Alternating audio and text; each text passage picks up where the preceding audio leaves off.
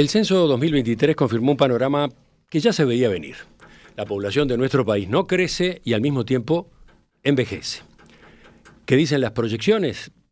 En 15 años habrá más gente en edad de jubilarse que en edad de trabajar, lo que traerá desafíos enormes para la seguridad social y en especial para el sistema de salud. Para los expertos en este escenario es urgente darle un nuevo impulso al sistema de cuidados en nuestro país. A través de estas políticas, por ejemplo, se le podría aliviar a las mujeres las tareas de crianza y cuidado de los hijos para que tuvieran más tiempo para trabajar o para estudiar. Y al mismo tiempo se garantizaría una mejor calidad de vida a una población cada vez más envejecida. Con el objetivo de colocar este tema en la agenda en esta campaña electoral, la semana que viene se va a realizar el Foro Nacional de Cuidados, una instancia organizada por varias agencias de las Naciones Unidas, instituciones académicas y organizaciones de la sociedad civil. ¿Cómo podría o debería relanzarse los cuidados en Uruguay?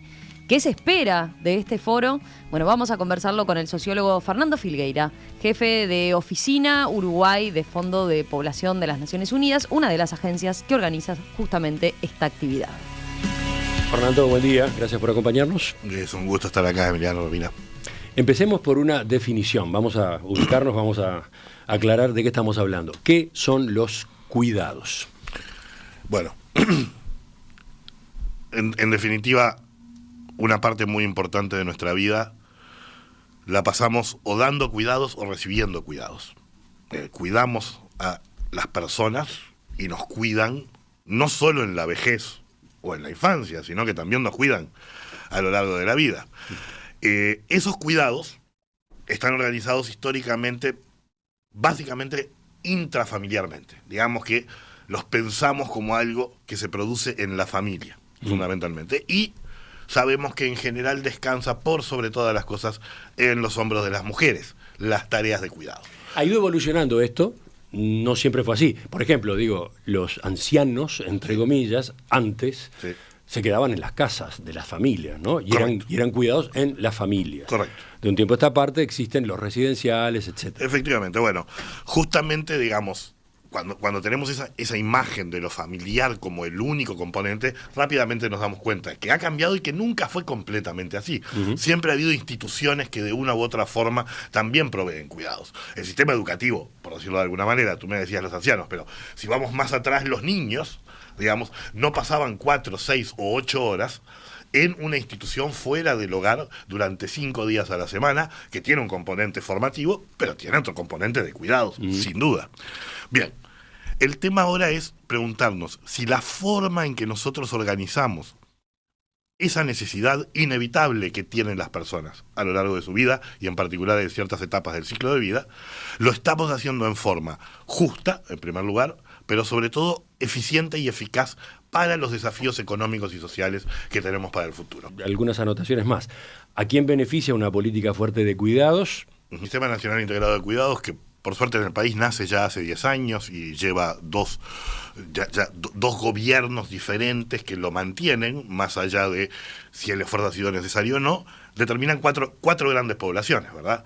Es decir, la población de la infancia, que requiere obviamente de los cuidados, que no es autovalente, la población de adultos mayores, la población en situación de discapacidad y los proveedores y las proveedoras de cuidados, propiamente dicho. Son un poco las poblaciones que tú mencionabas, ¿verdad? Las mujeres, por un lado, que cargan con una gran parte de la provisión de cuidados intrafamiliares y privados, en la medida en que vayamos a una alianza con el Estado y con los mercados, y en la medida en que varones y mujeres redistribuyan esas cargas de cuidado, va a permitir una mayor inserción laboral de la mujer, una mayor posibilidad de finalizar ámbitos educativos, etcétera. Tú señalabas al inicio, en 15 años más personas van a estar en edad de jubilarse que de ingresar al mercado laboral. ¿Está bien planteado así? Sí. ¿Ese es un buen resumen? Es un muy buen resumen, porque si uno hace la proyección y dice, la cohorte de 65... Cohorte, aclaremos ese término. Las personas que tienen entre 65 y 69 años, en 15 años van a ser más que las personas que tienen entre, creo que el cálculo que yo hacía era 20 y 24 años. Es decir, las personas que típicamente están ingresando al mercado laboral, en 10, 15 años, por primera vez van a ser menos que las personas que típicamente están dejando el mercado laboral. ¿Sí? ¿Qué quiere decir? Con tasas de empleo y de actividad que hoy tenemos en las mujeres, sobre todo de los sectores medios bajos y bajos, de 20 puntos por debajo de los varones, en donde el 50% declaran, 40 y tanto por ciento declaran que la razón por la que no se insertan laboralmente es por la carga de cuidados. Matías Brum, colega economista, recientemente señalaba que si uno hace una radiografía de la pobreza infantil, se da cuenta que una parte muy importante de la pobreza infantil está localizada en hogares con jefatura femenina, con dificultad de inserción de la mujer en el mercado laboral. Es decir que, además del futuro y del tema de empleo, cuidados también es clave para el tema de pobreza infantil. Todo lo que está conectado, es interesante verlo, ¿no? Es interesante sacar la mirada del punto específico, cuidados, y examinar sus alcances, sus repercusiones. Pero entonces, volviendo a ese pronóstico, ¿no? En 15 años habrá más personas en edad de jubilarse que en edad de empezar a trabajar. Esto puede provocar desajustes serios en el mercado de trabajo, en la seguridad social, en el sistema de salud. Correcto. Y allí aparece nuevamente por qué defendemos esta idea del Sistema Nacional Integrado de Cuidados como un cuarto pilar del estado de bienestar, del sistema de protección y promoción social: la educación, la salud, la seguridad social, cuidados. Esta vivienda también, ¿verdad?, que sería otro pilar. Pero ¿por qué es tan importante cuidados en este caso? En primer lugar, porque los países que han desarrollado sistemas potentes de cuidados han demostrado, en primer lugar, un efecto muy positivo sobre dos variables claves. La primera, sobre los costos sanitarios del envejecimiento. ¿Por qué? Porque previene la fragilidad. Ítalo Savio, que trabaja en el Ministerio de Salud Pública y especializado en aspectos de gerontología, etcétera, insiste y muestra la evidencia internacional que dice: un sistema de salud transformado que integra lo sociosanitario con los cuidados, digo, lo sanitario con lo social y los cuidados, disminuye los costos. Y lo tenemos en ejemplos muy concretos. Muchas veces estamos usando cama de hospital, incluso cama de CTI, ¿sí?, porque lo que se requiere son cuidados, no por lo que se requiere en materia de medicina. Y por otra parte, porque prolonga la autovalencia en el adulto y en la adulta mayor, en el sentido de que disminuye los procesos de fragilización. Esa es la primera variable. Sí, y es interesante eso porque yo pensaba preguntarte, existe quizás el prejuicio de que los servicios de salud van a ser más caros, de que en estas condiciones van a ser más caros. No necesariamente, decías. Hay una parte que inevitablemente que tiene que ver con alta tecnología y alta complejidad para tratar con las enfermedades crónicas degenerativas. Pero hay otra parte que tiene que ver con todo lo que llamamos la hotelería y los mecanismos de cuidado alrededor de los procesos de envejecimiento y fragilización, que en el ámbito médico constituyen una carga de fiscalidad muy importante y que hay mejores formas de organizarlas, tanto para el bienestar de los adultos y las adultas mayores, en formas comunitarias, de casas de descanso, etcétera, o de cuidadores personales que pueden ir a los hogares, que adentro de un hospital utilizando un CTI o un cuidado intermedio. Me pregunto también cómo influye otro factor, que es toda la prédica, la costumbre que se ha ido impulsando de la vida saludable, ¿no? Quiero decir, la persona que a lo largo de su vida hace ejercicio con cierta regularidad, la persona que se cuida con el tipo de comidas que consume, va a llegar a la vejez o a la tercera edad o a la cuarta edad en mejores condiciones que lo que se llegaba hace un tiempo, y por lo tanto va a demandar menos, en principio va a demandar menos servicios de parte de la mutualista, por mencionar un ejemplo, ¿no? Sí, sin duda, por eso, digamos... Falta saber cuál es el impacto de todo ese cambio, pero es un cambio que está ocurriendo, ¿no? No, digamos, pero uno lo puede ver, digamos, en diferentes países, es decir, hay indicadores que miden justamente la capacidad de autonomía y autovalencia de las personas adultas mayores. Los países que han adoptado esta mirada de ciclo de vida, en donde saben que las inversiones que uno hace en el presente van a tener rendimiento en el futuro, presentan generalmente tasas de actividad y tasas de empleo de los adultos y las adultas mayores bastante más altas por opción, no por necesidad, digamos, por opción porque mantienen esa capacidad de inserción activa en los mercados. Que ese era el otro elemento, digamos. La otra variable es justamente no solo el costo sobre el sistema sanitario en sí, sino sobre el sistema de seguridad, de seguridad social también, ¿verdad? Es decir, estamos postergando la edad de jubilación con la reforma, pero tenemos que garantizar que nuestras adultas y adultos mayores lleguen a ese periodo con capacidad de envejecimiento activo. Entonces, tenemos acá un conjunto de elementos que hacen a la baja fecundidad, al envejecimiento, a la tasa de participación de la mujer en el mercado laboral, a la pobreza infantil, que son nudos sociales y económicos de eficiencia y de eficacia en el combate a la desigualdad y a la pobreza, que requieren de este cuarto pilar de cuidados. Un pilar de cuidados que, como decíamos, lo vota todo el sistema político, ya atraviesa 2 administraciones, pero tiene fragilidades.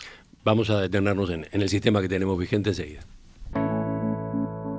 Seguimos en diálogo con el sociólogo Fernando Filgueira, que es jefe de oficina Uruguay del Fondo de Población de Naciones Unidas, que es una de las instituciones que organiza este foro sobre el sistema de cuidado que tendrá lugar la semana que viene. Hablemos de lo que tenemos acá en Uruguay, hablemos de lo vigente en Uruguay. 2015 se aprobó la Ley de Cuidados, dio lugar al Sistema Nacional de Cuidados. ¿Cómo ubicó a nuestro país en la región y en el mundo esa ley? En la región, definitivamente como un país pionero. Es el primer país que aprueba una ley de estas características. En el mundo yo diría que acompaña procesos de otras sociedades que, enfrentando similares desafíos, fueron desarrollando políticas que no les llamaron necesariamente de cuidados, pero que constituían lo que hoy podemos denominar este sistema de cuidados, sus políticas, sus modelos de servicio, etcétera, que predominantemente son los países nórdicos, y luego atrás de los países nórdicos va a venir el resto de Europa, etcétera, Canadá también. Estados Unidos es, como siempre y en general en estos aspectos, tardío en adoptar este tipo de políticas. Pero en la región nos coloca como pioneros, reconociendo estas situaciones y estos elementos que estábamos manejando, y entendiendo que es un pilar particular, digamos, de nuestro estado de bienestar, de nuestro estado social. Porque es un pilar nuevo en algunos aspectos, pero en otros integra servicios que ya estaban presentes, y en otro debe ayudar a transformar los servicios de la seguridad social, de la salud y de la educación. Por ejemplo, extender el tiempo en la educación. Es un componente clásico de cuidados. Reformar el sistema de licencias maternales y parentales propio de la seguridad social, pero eso forma parte claramente de ese entorno que denominamos los cuidados, el que hoy las mujeres o los varones puedan tener 6 meses de trabajo part-time, además de la licencia, es una reforma que se hace en el marco del sistema de cuidados. O todo lo que mencionábamos de la articulación sociosanitaria que se debe dar entre el sistema de salud y el sistema de cuidados. Entonces, es un pilar con cosas propias, pero con vocación transversal, de trabajar también en los otros pilares. Requiere un financiamiento estable, que hoy no tiene, ¿sí? Hoy el financiamiento depende de lo que el Tesoro, en cada presupuesto quinquenal, vuelca allí. No hay un acuerdo político todavía de cuál es la magnitud de lo que deberíamos estar volcando allí, ni de las fuentes de financiamiento, ¿verdad?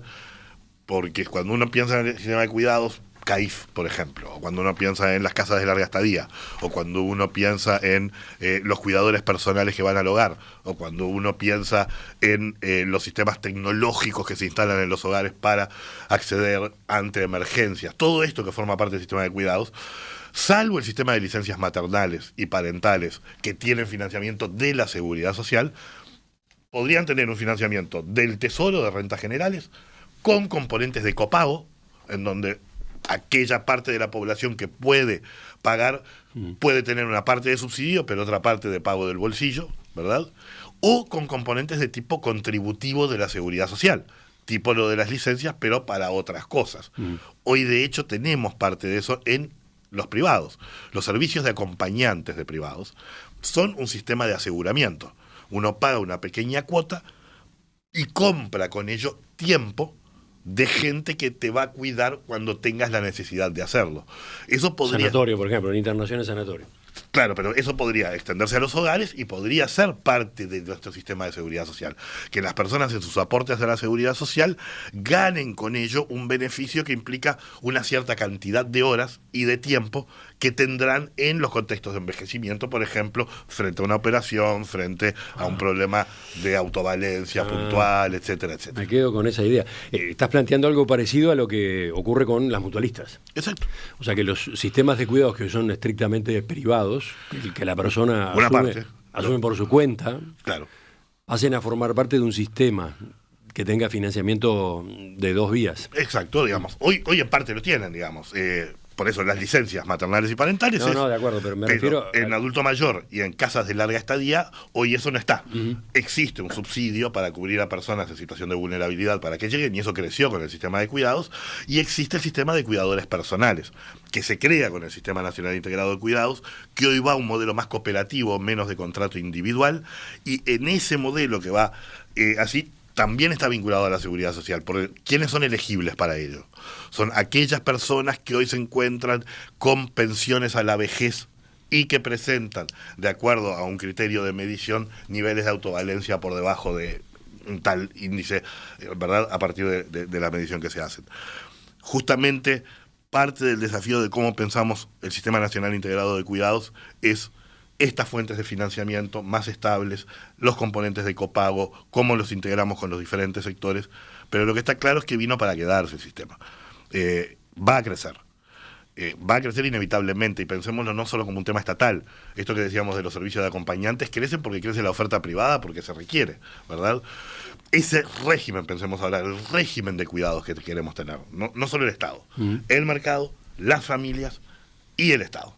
Los tres tienen que redefinirse para poder organizar mejor, más justamente y más eficientemente los cuidados, varones y mujeres en las familias, ¿verdad? Un mercado con más capacidad de entender, tanto cuando es empleador, en términos de la flexibilidad horaria, de la compatibilización del mundo productivo y reproductivo, como de los servicios que va a ofrecer, lo que se llama la economía dorada, qué servicios el mercado va a ofrecer, por ejemplo, a adultas y adultos mayores, ¿verdad? Y el Estado. Estos tres componentes van a consolidar un régimen de cuidados que va a tener un componente más privado, otro componente más estatal, otro componente más familiar.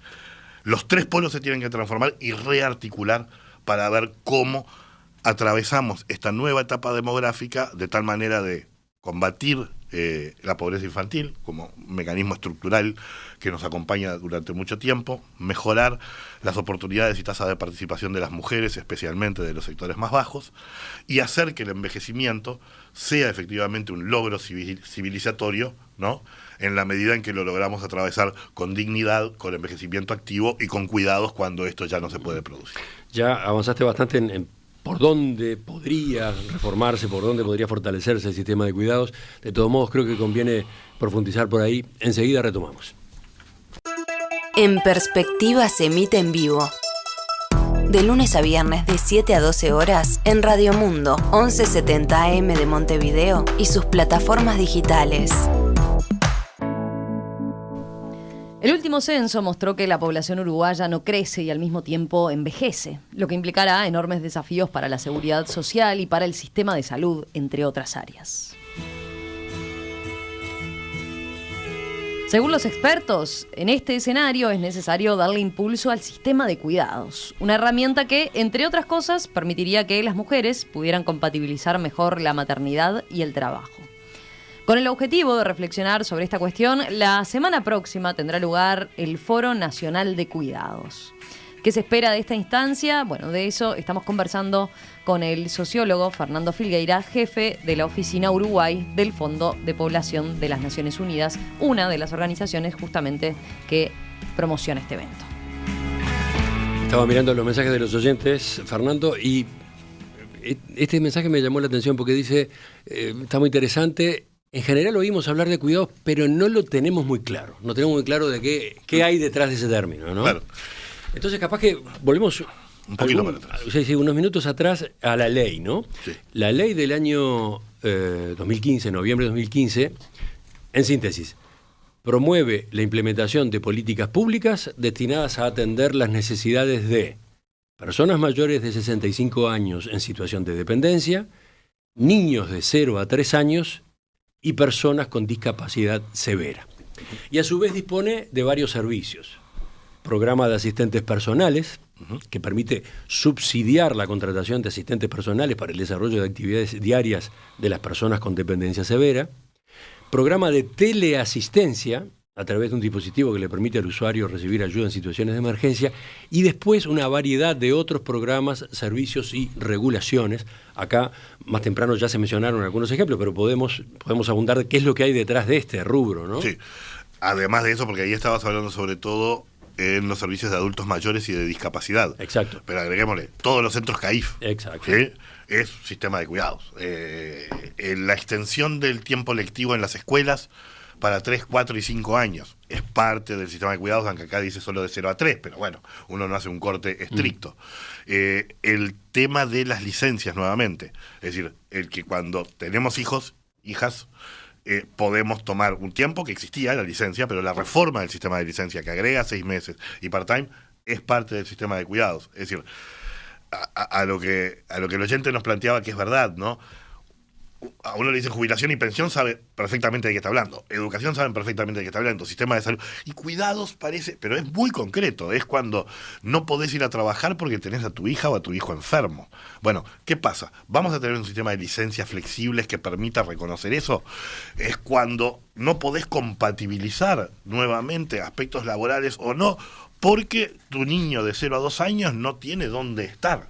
O cuando tus abuelos o abuelas se enferman y tenés que estar gestionando estadía en el hospital más larga para... Son esas cosas muy concretas en donde hasta hace 10 años, 15 años, teníamos algunas cosas, pero no teníamos un sistema integrado que potenciara estos servicios.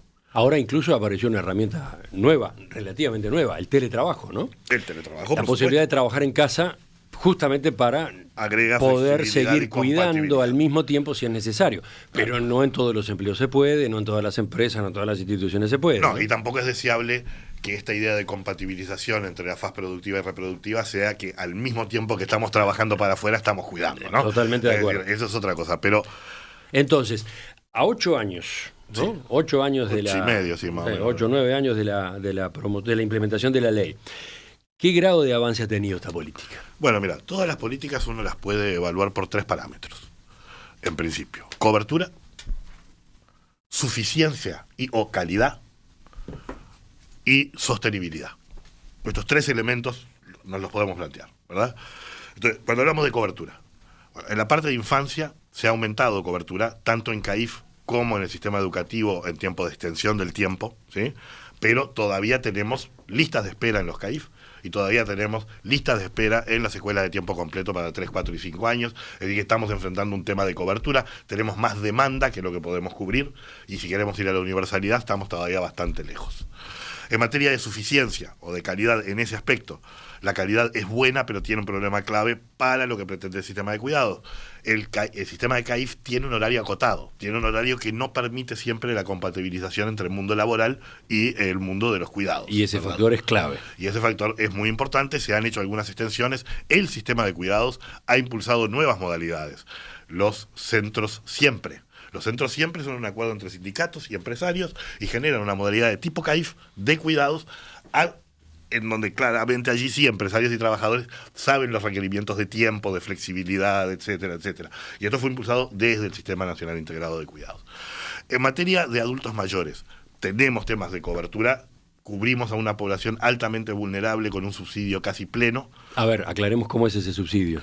Ese subsidio corresponde a la posibilidad de un dinero que se le entrega a la familia para poder contratar un cuidador personal que iría al hogar. En los sectores más vulnerables, ese subsidio es el 100%. Dependiendo del nivel de ingresos de la persona, es 66 o 33%. ¿Sí? Es decir, que tiene una variedad. Para discapacidad también está este componente. Ahora, bien, vemos en materia de cobertura que hay un conjunto de población que todavía no accede a ello y otros que podrían acceder con este subsidio parcial, pero es una modalidad que se utiliza muy poco, es decir, que tenemos que ver si estamos llegando en términos de cobertura adecuado. En términos de suficiencia, de calidad de estos prestadores, lo son, aunque deberíamos pensar en modalidades más flexibles también. No siempre se precisa un cuidador personal todo el tiempo, es decir, podemos precisar a veces 2 horas, 4 horas, que ayuden cuando la persona se despierta, que se asegure de estar allí cuando la persona está terminando el día. Es decir, podemos pensar en una lógica de cuidadores personales y cuidadoras personales que en esta administración se ha intentado, yo creo, positivamente, que es con más flexibilidad en la modalidad contractual y con más flexibilidad en quién presta el servicio. No tiene por ser una sola persona. Sí, ese fue todo un factor que en la etapa inicial dio lugar a complicaciones, ¿no? Sí. O directamente inviabilidad en familias. No inviabilidad, pero sí complicaciones personas, ¿no? serias y posiblemente no necesariamente la forma más pertinente de cubrir las demandas o necesidades de la población beneficiaria. Y eso se ha ido ajustando y yo creo que para bien. Y donde estamos más lejos, ya te señalé, por lo tanto, cobertura y suficiencia tanto en infancia como en adulta mayor, hemos avanzado, pero todavía tenemos mucho para avanzar. Donde estamos más lejos es en discapacidad. En parte porque es una población con una multiplicidad de variantes en sus formas de dependencia.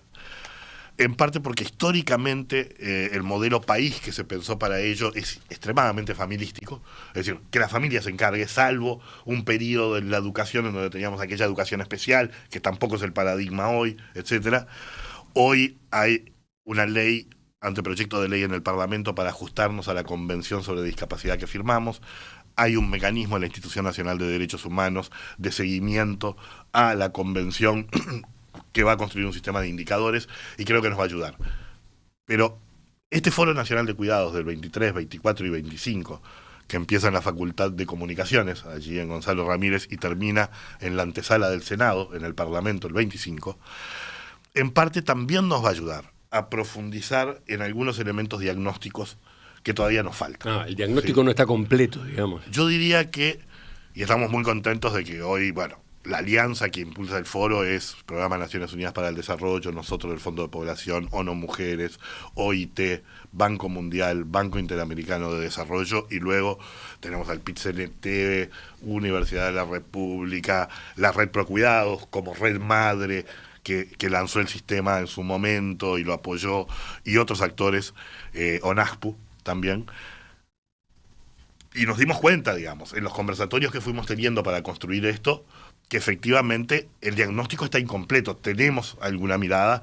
Muchas de estas agencias están apoyando hoy al sistema de cuidados para profundizar ese diagnóstico. La idea es una participación que va a tener referentes de ONASPU, del PIT-CNT, de la Universidad de la República, de otros actores que están involucrados en el sistema de cuidados, pero que además estamos invitando a la ciudadanía toda a participar. Queremos que sea un evento de alta participación, va a tener una apertura el día 23 a las 11 de la mañana en la Facultad de Ingeniería, en el aula magna de Ingeniería, no, de Información y Comunicaciones, en el aula magna nueva, muy bella que tiene la facultad. Va a venir gente del interior que va a estar trabajando junto con la gente de aquí de Montevideo, del PIT-CNT, de ONASPU, de otras organizaciones, en eventos paralelos luego de esa apertura.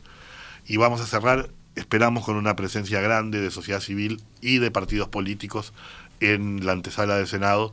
Varios candidatos ya nos dijeron que se van a dar una vuelta por allí para marcar la importancia de esto. Enseguida vamos a ver qué es lo que puede dejar este foro, a dónde puede llevar. Pero para terminar esta parte con apuntes de diagnóstico, ya fue mencionado hace un rato en la entrevista el tema del financiamiento. En estos días hubo declaraciones del ministro de Desarrollo Social, Alejandro Sciarra, sí, que dijo que su cartera procura tener un sistema de cuidados que sea sostenible financieramente en el tiempo. Y se explicó de esta manera. Nos encontramos con un sistema que no era sostenible en el tiempo financieramente porque estaba financiado por el Banco Interamericano de Desarrollo a través de un préstamo, lo cual tiene fecha de caducidad y tenemos que ir a un sistema que sea más robusto. Para eso, señaló, hay un equipo técnico que va a presentar propuestas. ¿Podríamos profundizar en este aspecto en particular? Creo que lo que el ministro a lo que se refería es que la Secretaría de Cuidados, que se crea dentro del Ministerio de Desarrollo, y parte de los equipos técnicos de esa Secretaría de Cuidados, efectivamente contaron con un apoyo de un préstamo del Banco Interamericano de Desarrollo. Pero el sistema de cuidados, esto es el financiamiento de los CAIF, el financiamiento de las licencias maternales y parentales, el financiamiento de el sistema de subsidios para la casa de larga estadía, el financiamiento de los cuidadores personales, esos son recursos del Estado.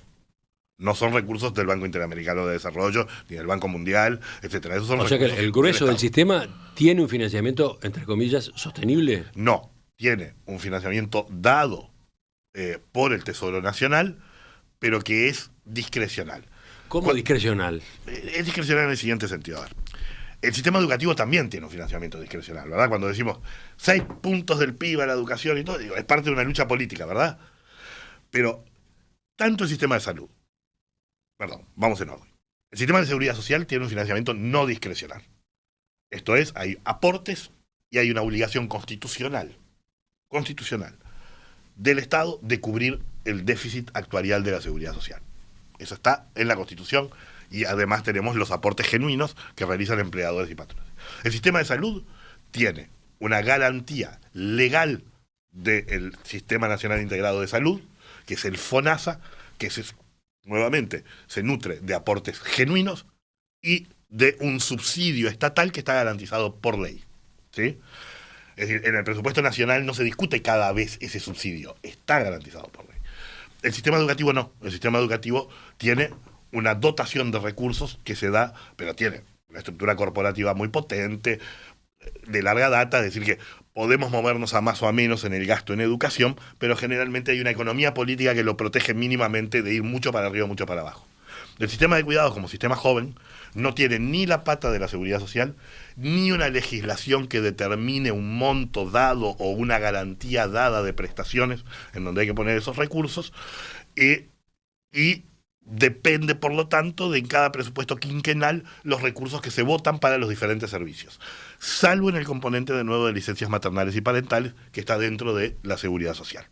De modo entonces que el diagnóstico sería que no solamente no se ha logrado cubrir a toda la población en principio abarcada, no solamente tenemos también algunos problemas de calidad, sino que además tenemos un financiamiento incierto, por llamarlo de alguna forma. Un desafío de sostenibilidad. O sea, los recursos que están disponibles hoy y que no son todos los que se precisan, correcto, además tienen un grado de discrecionalidad. Importante, y eso es parte de la discusión que nos tenemos que dar como comunidad política, en donde sabemos que las decisiones que tomamos a nivel legislativo y a nivel de política pública marcan después las inercias de los gastos, ¿verdad?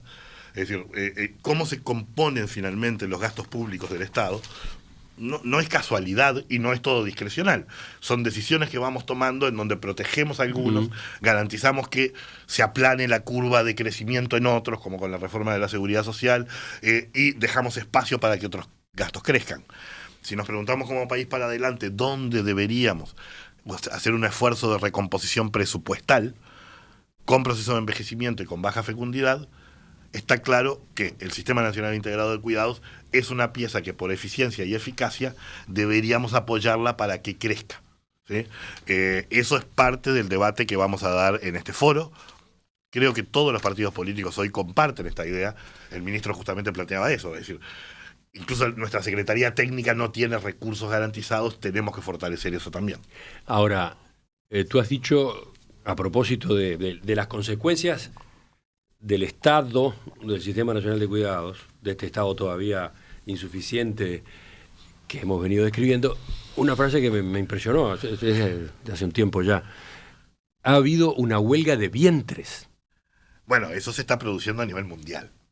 Pero en particular en Uruguay, y en particular debido a que el sistema de cuidados todavía no alcanzó, digamos, la población que tenía que abarcar. Bueno, esa es una buena discusión, porque lo que no hemos planteado acá es si además de todo lo positivo que el sistema de cuidados ofrece, que hemos discutido, además puede operar sobre la fecundidad.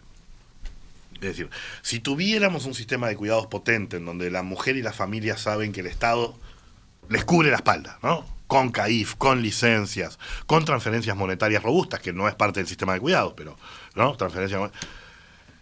La evidencia lo que nos muestra a nivel internacional es que no es muy probable que retornemos a tasas de fecundidad de lo que se llama por encima del nivel de reemplazo, es decir, 2 hijos por mujer. ¿Sí? Hoy estamos en 1,2, 1,3 hijos por mujer. Ha habido un desplome de la fecundidad muy, muy marcado. Sabemos que va a haber un cierto rebote. Los demógrafos lo esperan porque mucho del desplome de la fecundidad no es mujeres que no van a querer tener hijos nunca, sino mujeres que postergaron la tenencia. Es decir, cayó mucho el embarazo adolescente y eso es una muy buena noticia. Esas mujeres posiblemente luego, una parte de ellas al menos van a decidir y querer tener hijos. Entonces, yo diría, el sistema de cuidados, yo no apostaría al sistema de cuidados para volver a tener una fecundidad de 2. Pero sí diría, el sistema de cuidados contribuye a que el punto de equilibrio de la fecundidad que el país encuentre sea un poco más alto y no más bajo, ¿sí?, que lo que podríamos esperar si efectivamente las familias y sobre todo las mujeres sienten que la tenencia, la función reproductiva y tener hijas y hijos les implica costos muy grandes en su carrera, en la articulación entre trabajo, estudio y proyecto de vida, etcétera. Entonces, hay acá una herramienta alternativa a las políticas de promoción de la fecundidad más clásicas que siempre aparecen cuando se discuten estos temas. Es que claro, por las políticas de promoción de la fecundidad más clásicas, esas sí sabemos que no funcionan. ¿Cuáles no funcionan? A ver. Darle plata a las mujeres para que tengan hijos. Decirle como en Hungría, te doy tanta plata para que tengan hijos. La tasa de fecundidad venía cayendo de 1,6 a 1,4 a 1,3 a 1,2. Se le dio la plata, hizo de 1,2 a 1,3 un año y después 1,1 de nuevo. Digamos, eso no funciona. Sí funciona un poco más, yo creo, no para que tengan más hijos, pero que para que no decidan tener cada vez menos, que es diferente. Sí funciona un entorno en donde las mujeres en particular ven que la carga de ese bien público intertemporal que es una niña y un niño bien cuidado, bien cuidada, ¿sí?, no recae completamente sobre ellas. ¿Por qué Corea tiene 0,9 hoy? A pesar de que está dando plata para que tengan hijos. Porque las mujeres saben que los varones no se van a involucrar nunca y el Estado todavía está muy subdesarrollado en los servicios de cuidados de tipo temprano, para infancia temprana, etcétera. Entonces, cuando el contrato, los 2 contratos que el sistema de cuidados viene a cambiar es el contrato de género, ¿verdad?, y el contrato intergeneracional. En un país que envejece con baja fecundidad, esos 2 contratos hay que cambiarlos. Y el sistema de cuidados es una de las piezas claves para esa redefinición. ¿Qué tipo de impulso necesita entonces el sistema de cuidados en nuestro país? ¿Qué puede traer esta campaña electoral en esta materia? Bueno, por ahí vamos en la última parte, enseguida, en esta entrevista con el sociólogo Fernando Filgueira. El Sistema Nacional de Cuidados, su situación y su futuro, las reformas que requiere, de eso va esta entrevista con el sociólogo Fernando Filgueira. Romina, yo le comentaba recién en la pausa a Fernando que de los mensajes de los oyentes me había impresionado este que ahora vas a leer. Sí, esta persona nos plantea, ¿cómo se accede a los cuidados? Tengo 77 años, estoy recuperándome de una caída, no fue fractura de cadera, pero soy sola. Vivo en un 2º piso por escalera, no tengo familia acá y mi jubilación no alcanza a 25.000 pesos. Bien. En ese caso, y no soy un especialista en el criterio de elegibilidad, pero mi sospecha es que tiene derecho a 2 prestaciones. Una prestación es el cuidador o la cuidadora personal, con subsidio pleno, esto es con un monto íntegro de dinero que le daría para contratar un cuidador o una cuidadora personal, o con subsidio parcial, en donde se le da una parte de los recursos, pero no la totalidad que permitiría eso y ella debería cubrir el resto. Lo otro que creo que ella debería tener es el acceso a las tecnologías, al sistema de alerta que se instala en los hogares de adultas y adultos mayores para poder, ante emergencias, tener asistencia directa vía el Banco de Previsión Social. Esos 2 elementos debería poder tramitarlos. No tengo el teléfono. No pretendía una respuesta precisa. Pero lo importante es también entender, bueno, esos son cuidados. Claro. Cuando la gente se pregunta qué son los cuidados, ¿no? Claro, pero ¿cómo es que una persona de esas características no sabe No tiene información, está perdida en esta materia de los cuidados. Ahí hay un bache de comunicación. Pensemos lo siguiente. La otra vez yo tengo un caballero que muchas veces pasa por casa para vender cosas, ¿verdad? Él tiene 66 años, creo, y no tiene ningún tipo de prestación del Banco de Previsión Social, ¿sí? Y yo le dije, sos elegible para una prestación en particular que antes estaba en el MIDES, que es una pensión. Es una pensión a la vejez anterior a los 70 años que se da dado ciertas características. Y él no lo sabía. Llevamos 10 años del Sistema Nacional Integrado de Cuidados, 9 años, ¿no? ¿Cuánto tiempo llevó para que la gente entendiera cuáles eran las prestaciones en educación, en seguridad social, en salud, a las que tenían derecho? Pero por eso está bien que Uruguay haya empezado, está bien que seamos pioneros, está bien que tengamos este foro, que sea un foro ciudadano, porque estas cosas hay que comunicarlas. Se van a ir haciendo carne en la población como un derecho en la medida en que se extiendan, se informe más, etcétera. Estamos transitando hacia una reorganización de algo que me preguntaste al principio, que son los cuidados. De eso que es 20, 30, 40% del tiempo de nuestra vida en que cuidamos o somos cuidados, estamos yendo a una muy importante reorganización de cómo todo ese tiempo lo organizamos entre el mercado, el Estado y las familias. Eso lleva tiempo, pero en este caso, es claro, los baches están, los baches informativos están, la construcción del sistema es también la accesibilidad porque tenés la información. Es decir, acceder, cuando hablamos de los problemas de cobertura, no es solo acceso porque está disponible, es que tenés la información de cómo acceder y los mecanismos para hacerlo. Entonces, para ir terminando, y más allá de lo que ya comentaste más temprano, a ver si redondeamos y ordenamos, ¿qué tipo de impulso nuevo necesita el sistema de cuidados? Necesita una amplia coalición, como la que yo creo que existió en su momento para la creación del sistema, de la sociedad civil, en donde la Red Pro Cuidados en aquel momento fue clave, haciendo los conversatorios en el interior del país, en Montevideo, con el movimiento sindical, con las cámaras empresariales, es muy importante eso, y una sensibilidad en los partidos políticos que en este contexto electoral incorporen no como saludo a la bandera, sino como necesidad de encontrar espacio fiscal sustentable, ¿sí?, para pensar los próximos 5 años hacia dónde vamos a ir en materia de sostenibilidad y de metas de cobertura y calidad en cuidados. Y luego se requiere seguir trabajando en los temas, y lo podemos ver en el foro, los temas de territorialidad, de gobernanza, cómo gobierna. ¿Qué quiere decir territorialidad?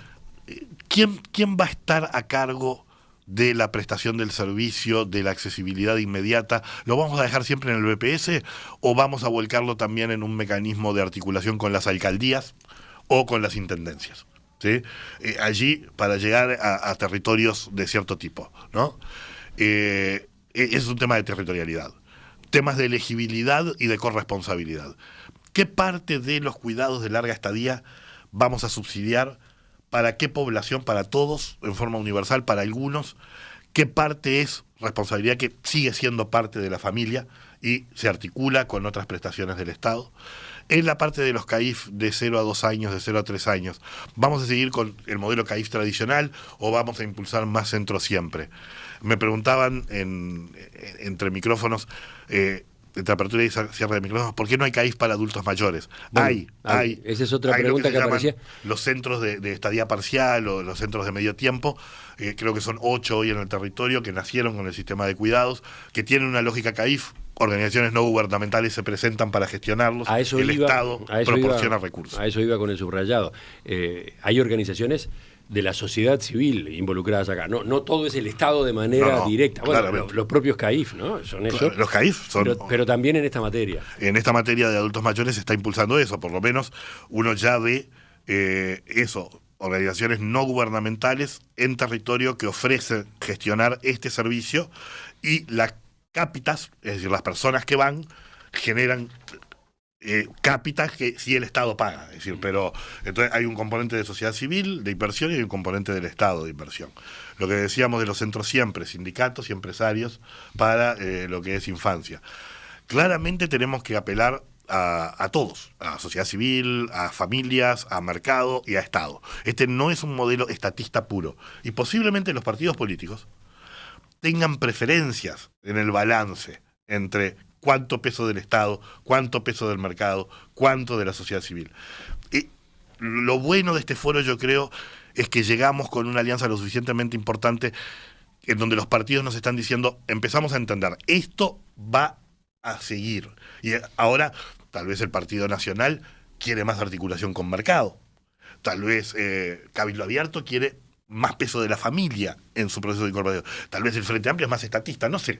No sé para dónde van a disparar, pero por decirlo de alguna manera, ¿no? Pero todos ellos entienden que hay un nuevo pilar que hay que construir. Entonces, pero probablemente haya una coincidencia, haya un término que aparezca en las distintas intervenciones, la frazada corta, ¿no? Sí.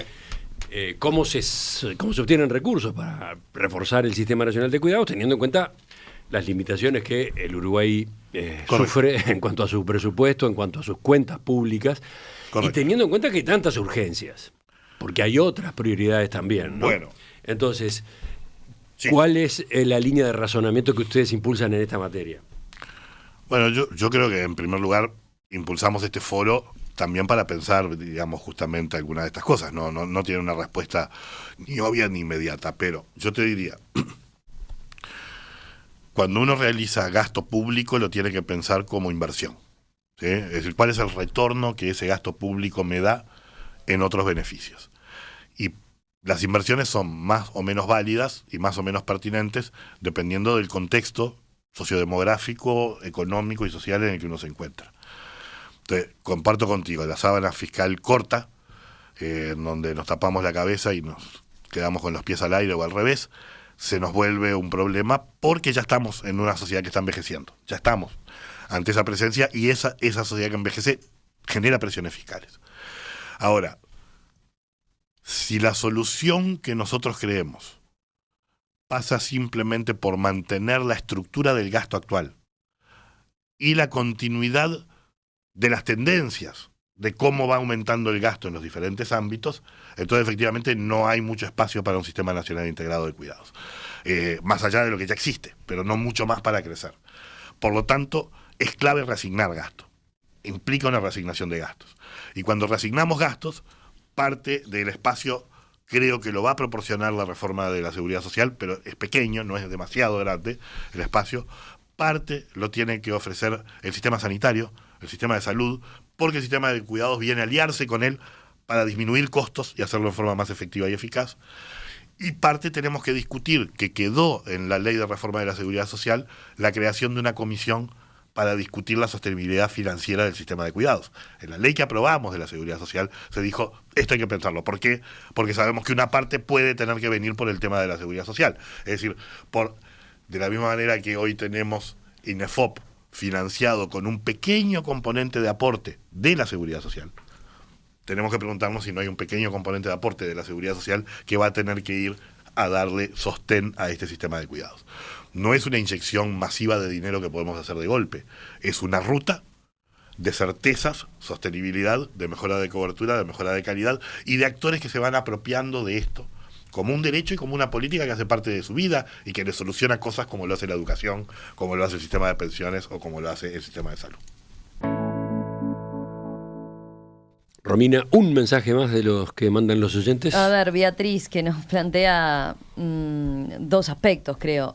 Dice Beatriz, sistema de cuidados también tendrá que considerar el cuidado a quien cuida. Esto es algo que también falta. Cuidadoras, cuidadores necesitan apoyo también. Pero el mensaje de Beatriz nos permite hablar de la figura de los cuidadores que hasta ahora no lo hemos mencionado. Y si vamos a un mundo, ¿no?, que va a requerir de más cuidados y si vamos a ampliar ese sistema de cuidados, claramente hay que formar a esos cuidadores, ¿no? Exactamente. Acá aparece un tema clave que es el tema, para empezar, lo que ella señala, y es muy correcto, la cuarta población del Sistema Nacional Integrado de Cuidados son las cuidadoras y cuidadores, y cómo los cuidamos. Eso es un tema, y también ahí tenemos problemas de cobertura, de suficiencia y de financiamiento.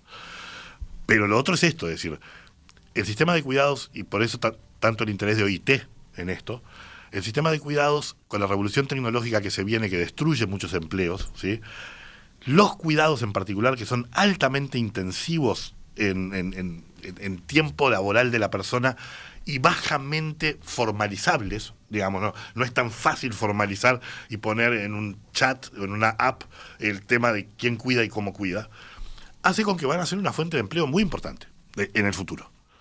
Cómo los formamos, cómo las formamos y cómo las y los cuidamos constituye otra clave del pilar del sistema de cuidados. Pero esta era la otra variable que yo mencionaba justamente, es decir, cuando pensamos en una sociedad que envejece, en una sociedad que va a tener más gente saliendo del mercado laboral que entrando, y pensamos que tenemos que aumentar las tasas de actividades de las mujeres para disminuir la pobreza infantil, y bueno, en parte lo vamos a hacer porque el sistema de cuidados va a demandar empleos. Entonces, parte de la demanda de cuidados se cubre con una demanda de empleos. Me lo dijo en su momento el hijo de aquel político sueco que mataron. El hijo de Palme se dedica a temas que yo me dedico, que son los temas de estado de bienestar. Y en una conferencia que estábamos, él me dijo, mira, nosotros lo que entendimos fue lo siguiente, nosotros tenemos una economía postindustrial, súper moderna en el mercado, y una forma económica preindustrial, además de patriarcal, en los cuidados. Es muy ineficiente. Dice, entonces, lo que hicimos fue construir un sistema que, vía Estado, vía mercado, etcétera, se construyó en forma más eficiente.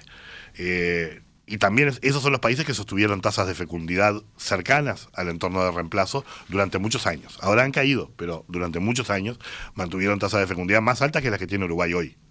Y lo tuvieron en parte porque construyeron ese sistema de cuidados, aunque ellos no le pusieron ese nombre. Tengo además varios mensajes de oyentes interesados en asistir, en participar del Foro Nacional de Cuidados, así que vamos a repetir los detalles.